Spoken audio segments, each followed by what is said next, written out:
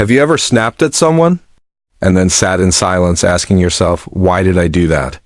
Or maybe you were crushed by a simple comment. You told yourself, I'm overreacting, but the pain stayed. You might have been having a good day. Nothing major was wrong. Then suddenly, boom. You're overwhelmed, angry, hurt, withdrawn. You feel like you've just been thrown into emotional chaos for no reason, but there is a reason, and it runs much deeper than you think. Psychologists might call it a trigger.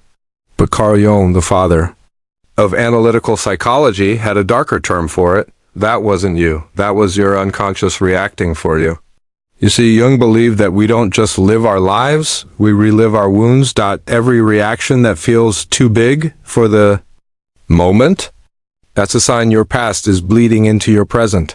He called them emotional complexes, deeply buried emotional wounds that hijack your thoughts, your behavior, and your relationships without warning. And here's the scary part. Most of us don't even know we're being controlled, because these triggers don't show up as whispers. They explode like fireworks, loud, bright, and confusing. This video isn't just about psychology. It's about freedom. Freedom from the unconscious scripts that run your life without permission. So if you've ever said, why do I always react this way? Then you're in the right place. Because today we're diving into Carl Jung's darkest truth about emotional triggers. A truth that might hurt. But it could also finally set you free. Let's get one thing straight. Emotional triggers are not logical. They don't wait for your permission. They don't check if it's a good time. They simply erupt, often at the worst moment. But what exactly are they? An emotional trigger is a sudden, intense emotional reaction, usually fear, shame, anger, or sadness, to a seemingly minor event. But here's the truth. It's never really about that moment. It's not about what she said, what he did, or what just happened. It's about the past. It's about the first time you were hurt this way, when someone ignores you. It might remind your inner child of being invisible when someone criticizes you.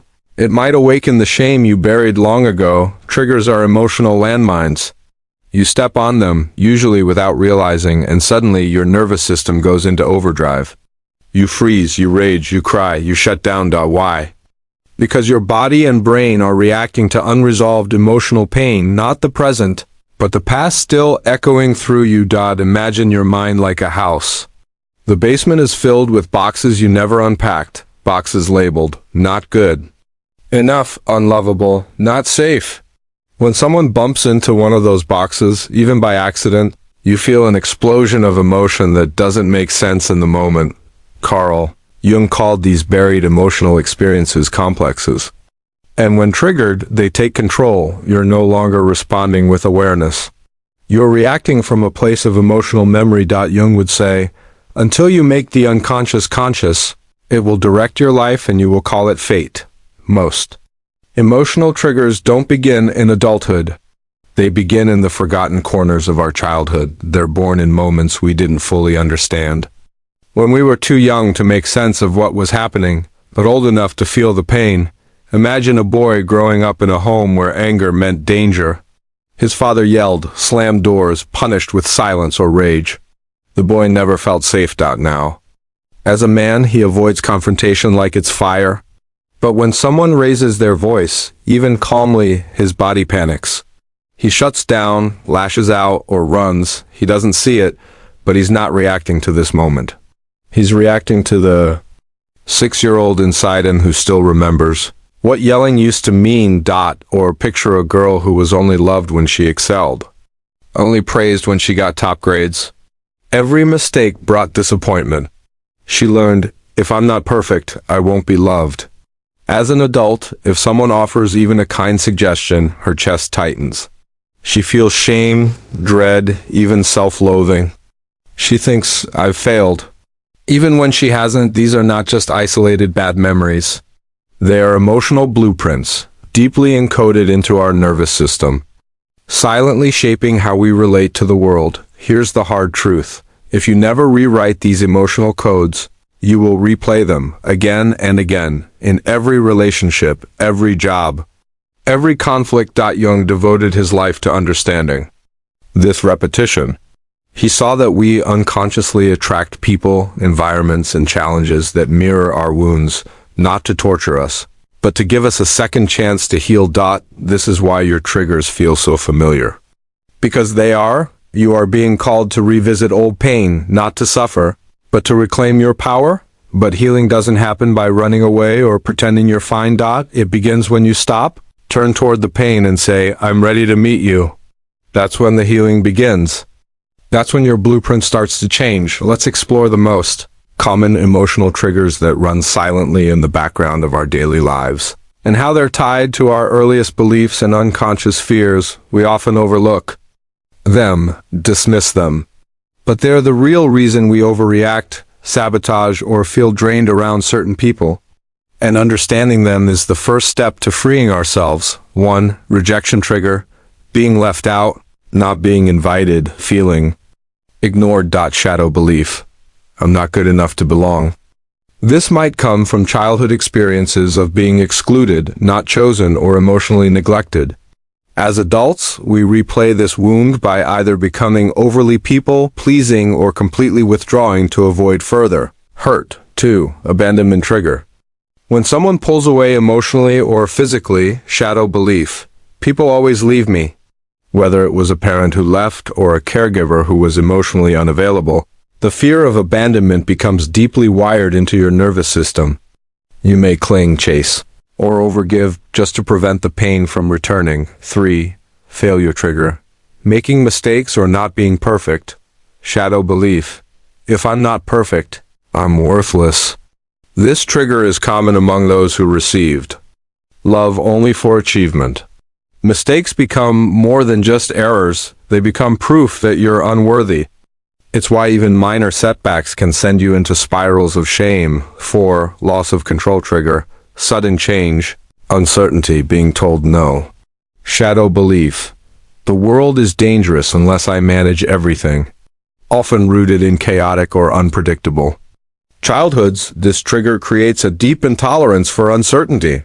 When things feel out of control, anxiety spikes. You may become rigid, demanding, or controlling all attempts to feel safe. 5. Criticism trigger: receiving feedback, being corrected or teased. Shadow belief: I'm inherently flawed and must hide it. If you grew up around harsh judgment, or were punished for being vulnerable, you may interpret even gentle feedback as an attack. This leads to defensiveness, shame, or emotional shutdowns. 6. Comparison trigger: seeing others succeed, look better, or appear happier. Shadow belief: I'll never be enough. This stems from environments that lacked emotional affirmation. You internalize the idea that others had what you didn't: love, beauty, success, and began viewing life as a constant contest. These triggers are not random. They are emotional echoes of moments when we were made to feel small, unworthy, or unsafe. And here's the core of Jung's teaching: the more we suppress these shadow wounds, the more powerful and unconscious they become. The trigger you're trying to hide from is the part of you that needs your healing the most. Unhealed triggers don't disappear with time. They don't dissolve in silence. They embed themselves deeper into your subconscious and fester. And here's the most dangerous part: you start calling your triggers personality. You say, that's just how I am. I've always had anger issues. I'm just too sensitive. But the truth is, that's not you. That's your wounded self speaking through you. Here's what happens when you keep ignoring emotional triggers. 1. You self-sabotage. You begin pushing away the very things you want: love, trust, growth. Because part of you doesn't believe you deserve them. You cancel plans. You ghost good people. You stay stuck in situations that harm you because safety feels more familiar than freedom. 2. You project your pain and healed people. Don't just carry pain, they throw it. You might lash out at a partner who reminds you of a parent. You may distrust someone for being kind because kindness once came with betrayal. Your reactions aren't to them. They're to the shadow figures they unknowingly awaken. 3. Your nervous system burns out. Each trigger activates your fight or flight system. Over time, your body becomes hypervigilant, always waiting for something to go wrong. You live in survival mode, anxious, exhausted, disconnected from joy. And no amount of productivity or positivity can override a nervous system that's still bracing. For impact. Asterisk 4. You relive the same patterns. Have you noticed you keep dating the same person with a different face? Or you always end up in the same job dynamic, feeling unseen or disrespected? That's not coincidence. That's an unhealed trigger loop. You unconsciously seek familiar pain, hoping for a different outcome, Carl Jung said, until you make the unconscious conscious. It will direct your life and you will call it fate. When you don't face your emotional triggers, you live as a reaction, not as a conscious being. You mistake defense mechanisms for instincts, and in doing so, you lose the ability to choose. You don't lose your potential all at once. You bleed it out in moments of silence, avoidance, and fear. But the good news?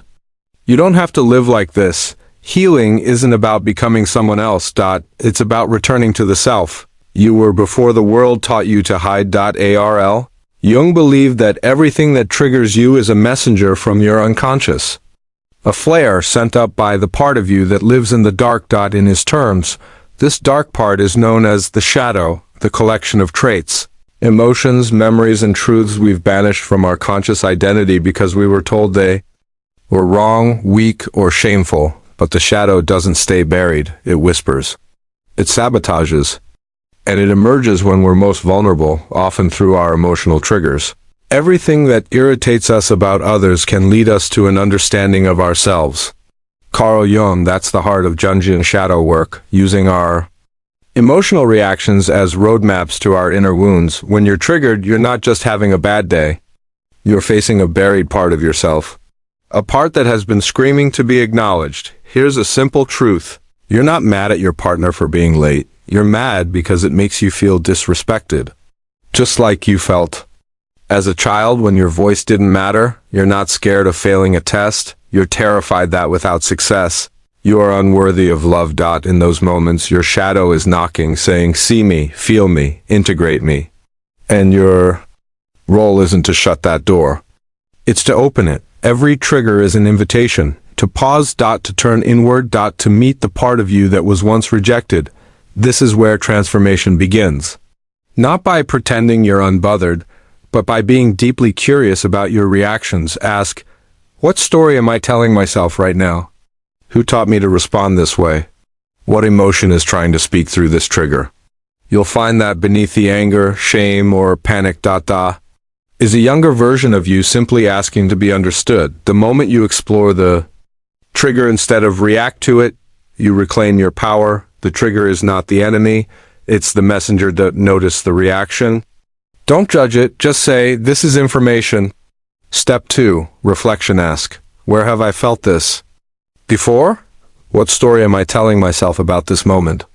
Step 3, integration. Write it down. Speak it out.